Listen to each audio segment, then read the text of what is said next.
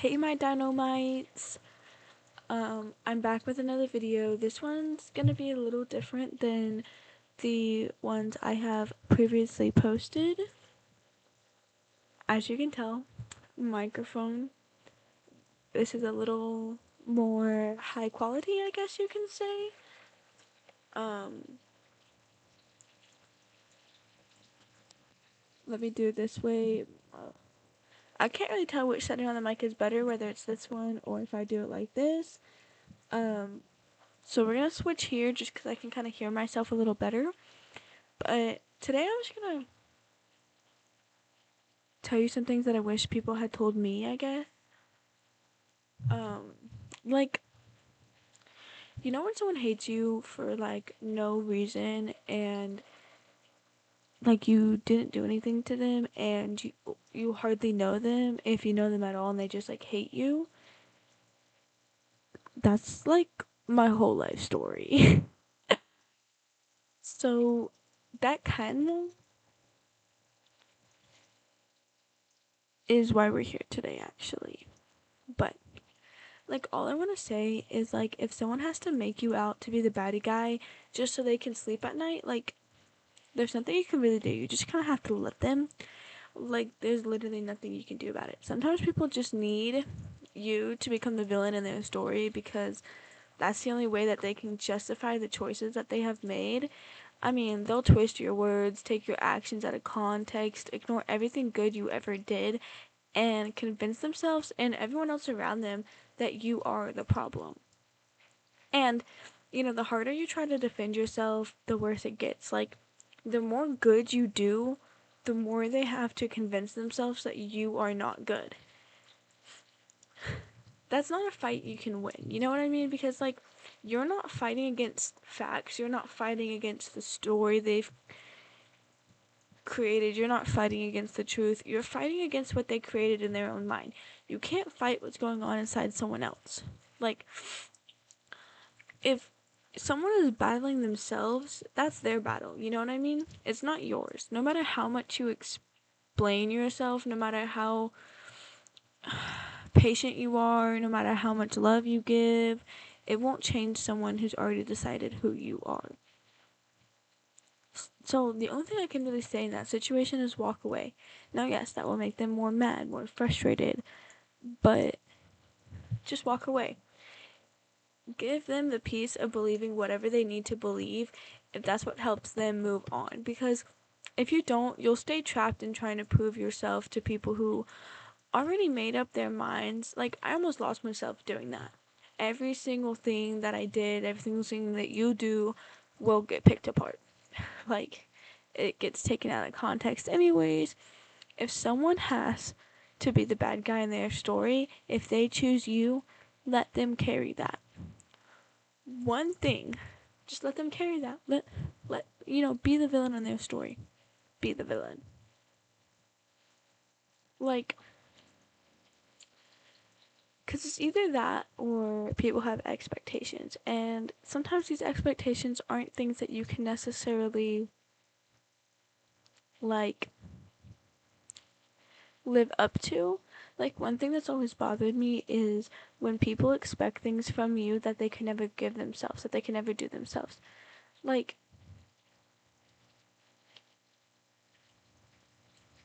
it's just crazy. Or, like, they expect you to treat them better than they treat you. It's like, I never treated you the way you treated me, but somehow you still couldn't handle being held to the same standard you expect from me. Like, that says more about you than it ever will say about me. Like, I gave genuine love, genuine effort, genuine loyalty.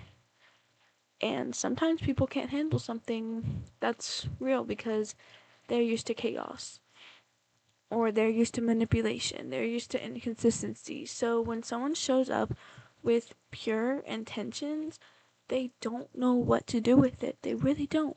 Some people don't deserve to have access to you, and that's something you have to learn. Like, everyone thinks that they have access to you, especially like in this generation where we're all over social media and all over the internet. So many people think they have access to you because it's a social world. The society is ruled on the internet. Now, yes, I'm sitting here posting on the internet. I know the irony, but y'all don't have access to me in the same way I have access to the world. You know what I mean? Like, yes, I have access to the world. I have access to you right now because you chose to watch the video. You chose to sit here, but that doesn't mean I have access to you necessarily. That just means I'm getting my words to you. That's some form of access, but that's not the type of access I'm talking about. People think they can know everything about you and know your life and know this and know that because they think they have that type of access to you, and they don't. People don't have that access to you unless you give it to them, okay? But they don't deserve it. They don't need it. Like, they're not granted that access just because you post on social media, or just because you go to the same school, or just because they think they're superior to you. Okay? Some people don't deserve access to you, and so don't give it to them. Like, you know what I mean? Like, my ex thinks that he still has access to me, even though I'm clearly not his priority anymore. You know what I mean? Like, he stopped making me his priority, so therefore I'm not going to make him mine either. Like, if I'm clearly not your priority anymore, then you're not going to be mine either. I don't care how guilty you suddenly feel. Like, don't text me just to make sure that we're still okay because you feel bad. Don't check in because your conscience is bothering you. I want you to sit in the silence. Silence isn't necessarily a punishment,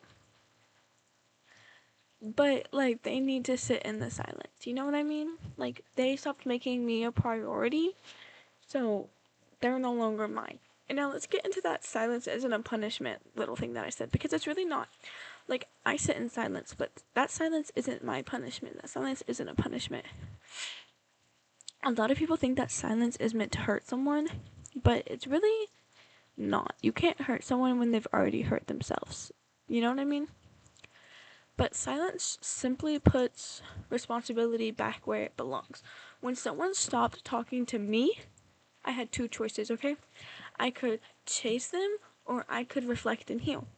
And learning how to be okay without depending on someone else's intention to make you feel worthy, like, that's the best thing. Like, learning how to be okay without depending on him or her, to make me feel worthy. I choose growth. I choose that. You know what I mean? Like, I learned how to sit with the silence instead of being afraid of it. I stopped making other people's emotions my responsibility. I stopped trying to fix people who never wanted to change. And that's one of the most freeing things that you'll ever do. I mean, it's the freeing thing I ever did. And, like, here's another thing. If you pay attention to how people care for you, how they care for you, like, for instance, one thing that irks me so bad is, like, if someone drops you off somewhere and immediately drives away without making sure you get inside safely, that right there is strange to me. Like, if I'm taking someone home, I'm putting my car in park, putting my hazards on if I have to, depending on where I parked, and I'm gonna wait for them to get inside and shut the door, okay? If you're walking to your car at night, I'm watching you leave safely. You know what I mean? If I care about someone, then I also care about their safety. Their safety matters to me. Those little things aren't so little. They're a basic consideration. Like, people really do reveal how much they value you through the smallest of actions. Like, I want you to ask yourself something. Would you have tolerated what people are doing to you today if they acted like this within the first week, first month of you knowing them? Whether it's your boyfriend, your girlfriend, your best friend, your cousin, your whatever, you know what I mean? Like, it doesn't matter. Like, if you wouldn't have tolerated it within the first week to month of knowing them, why the hell are you tolerating it now? It's the same thing. Like, when you first meet someone and you're first hanging out and they watch until you get into your house, but they aren't anymore, they stopped caring about you. Like, I used to think it was so weird when I was a little kid and my parents' friends would drop me off, or my mom would drop me off at my friend's house, whatever. And they would sit there and wait for me to get inside. I was like, just go away. Like, this is embarrassing. But now thinking about it, like, as an adult, That was respect. That was care. That was love. And so many people don't do that anymore. Like, you can take 5 seconds out of your day to make sure I get into my car and I drive off from the parking lot.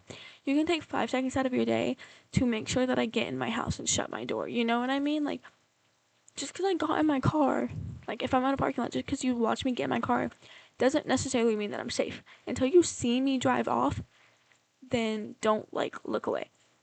Same thing, if I'm walking from your car to my house, don't just assume just because I'm in my driveway that nothing's gonna happen to me. Like, wait until I get inside and shut the door. You know what I mean? Like, I wouldn't tolerate that behavior, like, within the first week of knowing someone. Like, I might let it slide once, but I'm gonna say something. Okay? I'm gonna say something so it never happens again. You know what I mean? It's a respect thing. It's a safety thing. It's a care thing. I wouldn't tolerate it then, so I'm definitely not going to tolerate it now. You know what I mean? Like, the problem is disrespect rarely starts all at once. Like, it's a small thing. It starts small. It's one excuse, or it's one lie, one broken promise, or one moment where you tell yourself, it's probably not that big of a deal. Then before you know it, you're adjusted to the behavior you would have never accepted in the beginning. You know what I mean? You didn't lower your standards overnight. It happened little by little. And you wonder why everyone treats you the same way. It's because you're letting them. It's because you let one person get away with it way too much, and now your brain just thinks that's normal. Your brain just thinks that's how it's supposed to be. You need to readjust your thinking there. Like, I'm not trying to at you, but like I'm trying to at you. You know what I mean? Like, you become so adjusted to the behavior you would never have accepted in the beginning, and then you wonder why. You wonder why it keeps happening to you. Like, you just have to pay attention, honestly. And sometimes protecting your peace means saying, I don't want to do anything. I don't want anything to do with you anymore. I don't care. Like, you know what I mean? And there's honestly nothing wrong with that. There's really not. Not every relationship deserves another chance. Not everybody deserves unlimited access to your life. Again, not everyone deserves access to you. You don't own you don't owe endless explanations. You don't owe consistent forgiveness. You don't owe someone your energy just because they suddenly realized your value after they lost access to you. Live your life. You don't need permission. You don't need approval. You don't need someone else's forgiveness to become a better version of yourself, bro. Okay? The only person whose forgiveness you truly need is your own. People make mistakes, people grow, people change. If becoming a healthier version of yourself means leaving certain people behind, then leave. Okay? Leave. And honestly, here's something that people really do not like hearing. Like, people aren't clueless. You know what I mean? People aren't fucking stupid. Like, okay, sure, John or Jimmy, whatever, in your math class might be a little fucking dumb when it comes to math problems, but he's not fucking stupid in general. You know what I mean? Like, if you're asking someone for the same thing over and over and over and over and over again, and they're never changing until you leave, they knew exactly what you wanted the whole time. They weren't confused, they weren't unaware, they were choosing not to do it. The moment you walk away, suddenly they become everything you've been asking for. That's not a change, that's not bait, that's the fear of losing access.